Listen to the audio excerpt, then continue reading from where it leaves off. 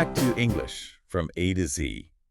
You know that feeling when someone asks you to introduce yourself in English? Oh, yeah. Your brain just it turns into static. You know the words, you know the grammar, but in that moment, You freeze. you freeze up. Yeah. You don't know the order, the flow, or you should even say first. We've all been there. We have. And today, we're offering the ultimate shortcut to confident English speaking. We're doing a deep dive into the art of how to talk about yourself in English. And this is based on materials designed specifically for beginners. Exactly. Our mission is simple.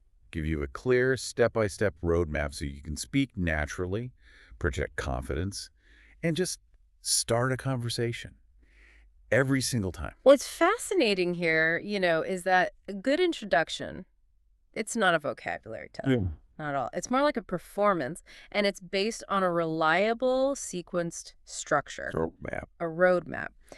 The material we looked at lays out this clear sequence. You move from the nuts and bolts, the necessary facts, to the parts that make you, relatable. And if you have that structure locked down, you don't feel so overwhelmed. Precisely. And the listener feels that. You project immediate confidence because you know exactly what's coming next. It's the difference between fumbling for words and just delivering a smooth mini speech about yourself. We need that framework. Okay, so let's unpack this. We're starting with the absolute foundation, the things you just can't skip. Exactly. And the very first step, the bare minimum, is your name. Right. The sources detail 3 main options for this, and each one has a slightly different feel to it. You've got the standard, my name is, it's polite, it's clear. Can't go wrong with it. Then there's the shorter, super common version, I'm. Which is probably what you hear most of the time in casual settings. For sure. But the guide highlights a third one, a specific casual option that I think is so valuable. You can call me. Ah, yes.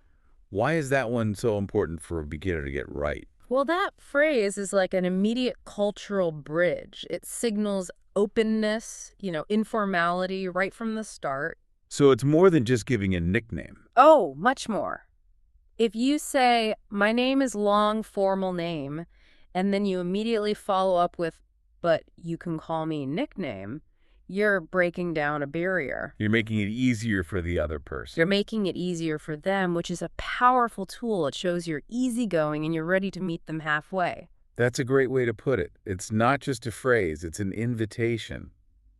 Okay, so once they know who you are, the next logical thing is where you're from. That's right. Context is key. And the material encourages you to add a little depth here by distinguishing between your origin and where you live now. Okay. The basic phrases are simple enough. I'm from, for where you were born or grew up. And I live in, for your current city. Right. But, in today's world, so many people are studying or working far from home, and the guide gives a brilliant little shortcut for this. You mean combining the two, right? Precisely. It gives that example. I was born in India, but I live in Canada. See, that's not just 2 facts. That's a mini story. It is. You've immediately given the listener 2 important geographic markers. It makes the introduction instantly more dynamic. And it opens the door for follow-up questions about either place. Which is the goal, isn't it? To make your introduction memorable and start a real conversation. That dual location structure is so useful. It grounds you in your past and contextualizes your present. Okay, a strong foundation. Now that we've established who you are and where you are, let's move into some of the more human context. The things that help people relate to you. Exactly. Which brings us to step 3, age. And this is flagged in the source material as optional. Very optional. Culturally, it's not always appropriate to ask or share. But if you do choose to include it, the guide gives us 2 pretty sophisticated ways to handle it. The first is just the straightforward, I'm 20 years old. Simple, direct. But the second method is where the real nuance comes in for sounding natural. Using decades. Using decades. I'm in my 20s, or I'm in my 30s or 40s. That phrasing sounds so much more natural in casual conversation. Where do you think that is? Because it accomplishes the goal, giving a general sense of your life stage without getting too specific. Right. If you say you're 28, someone might ask about, I don't know, your career plan. But if you say you're in your 20s, you maintain a comfortable social distance. It keeps the flow light. It's a subtle but powerful move. It makes you sound less like you're reciting facts from a textbook. And more like a native speaker, yeah. That makes total sense. So once they have a general idea of your life stage, the next question is, well, what do you do? Which brings us to work and education. And this is where most introductions pivot, especially in any kind of professional setting. And this raises a really interesting point for learners. How do you choose the right phrasing? The materials offer some really great clarity here. It's about the distinction between your formal title versus your function. I noticed that. Let's explore that a bit. Okay, so if you're defining yourself by your formal role, you use that simple structure. I'm a teacher. You identify with the job title itself. Exactly. But the source introduces another phrase. I work as a designer. Okay, what's the difference there? It's subtle. I work as emphasizes the action, the area you specialize in.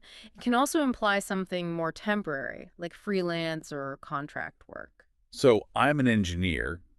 It sounds permanent, but I work as an engineer could mean for a specific project. It could, yeah. It just allows for a little more flexibility. It emphasizes your current function over a permanent status, a really useful nuance for the modern workforce. But wait, this is for beginners. Wouldn't a complex job title just overwhelm the listener? That's a critical point, and the key is to simplify. Always simplify. So you don't say, I'm a senior geotechnical operations analyst. Please don't. You say, I work as an analyst for a construction company. Keep the words basic, the concepts relatable. Never assume they know your industry's jargon. Never. And what about for all the learners who are students? For students, luckily, the language simplifies quite a bit. You can state your general status, I'm a student at university. Or get more specific. Right. I study English. Again, the structure keeps it concise and focused, which invites those easy follow-up questions. So we have the 4 foundational pieces: name, location, age, and job or study. The necessary facts. And now we pivot. We move from the official bio to the stuff that makes you a person.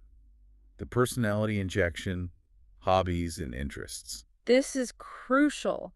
The facts get you the introduction, the personality gets you the second conversation. And what's great is that the material gives you a few different ways to talk about this so you don't sound like a robot. Right. Variety is key. You can go with the simple, I like reading books, Classic. or use a stronger verb to show passion, like, I love cooking. Then there's adding context. In my free time, I watch movies. And my favorite, the concise list. My hobbies are traveling and playing the guitar. Using that variety shows fluency.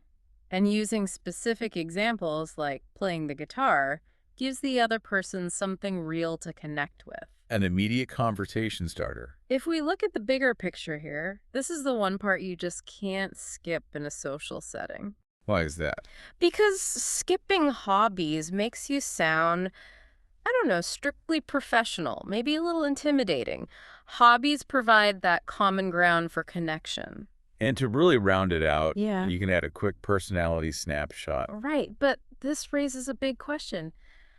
How do you describe yourself simply without needing a huge vocabulary? And the material offers such a relief here for beginners. It really does. It provides a short, useful, easy list of words. Friendly, hardworking, shy, funny, creative. Strong, clear adjectives that everyone understands. Instantly. And the beauty is how you frame them. You don't have to just say, I am friendly. Although you can. I'm a friendly person. That works. But you can add nuance like, I'm shy, but I'm learning to be more confident. That's so powerful. It shows self-awareness. It's relatable, and my favorite structure, which avoids sounding like you're bragging, is the external validation. People say I'm hardworking. Exactly. Why does that phrasing work so well in English? It feels more humble, maybe. It feels more humble. It shifts the focus to what others have observed. It allows you to share a positive trait by citing someone else, which just makes the delivery feel much softer. It's a fantastic little conversational trick. So what does this all mean? Means we now have the full sequence, 7 steps, from your name all the way to your personality, a complete natural structure. And the main benefit here is the guaranteed flow. You never sound like you're just listing random facts. Right. The material gives that perfect example Anna's introduction. We should probably break that down. Yeah, let's deconstruct it step by step and see how that flow really works for the listener. Okay, so she starts at the foundation. Hi, my name is Anna. Name. Immediate clarity. Then, I'm from Spain and I live in Barcelona. Location. She combines origin and current residence. Opens up 2 conversational threads right away. Then we get the optional context, delivered confidently. I'm 22 years old. Age detail. Slipped in smoothly. Gives us a sense of her life stage. Then, the career context. I'm a student and I study marketing. And notice how she uses 2 short sentences there. It's not crammed together. It lets the information land. It's not rushed. And here comes the personality injection. In my free time, I like dancing and watching movies. Hobbies, check. The invitation to connect. And she closes with, I'm a friendly and creative person. The personality snapshot. It's done. The structure guided her perfectly. It creates this cohesive narrative about who Anna is, and it feels complete and really welcoming. That sequence is the antifreeze for your brain. It really is. And crucially, you can't just stop talking and stare at them. No. You need that polite closing line. The signal that you're done and it's their turn. And the source gives 3 simple options. The most common one for a casual meeting. Nice to meet you. Can't go wrong. Or maybe a bit more formal, like in a class. It's great to be here. And if you're speaking to a group, Then you've got the polite conclusion. Thanks for listening. the core takeaway here is just that structure. It eliminates hesitation, name, location, job, fun, personality, closing. If you master that sequence, you guarantee clarity And confidence. and confidence. The material strongly suggests writing out your own introduction, using this guide and practicing it. And that really is the essential next step. You have to apply the knowledge. Practice is what turns this from a rigid script into a natural, confident exchange. Absolutely. Take these structures and make them yours. But let's leave you with a final thought based on all these optional parts we discussed. Okay.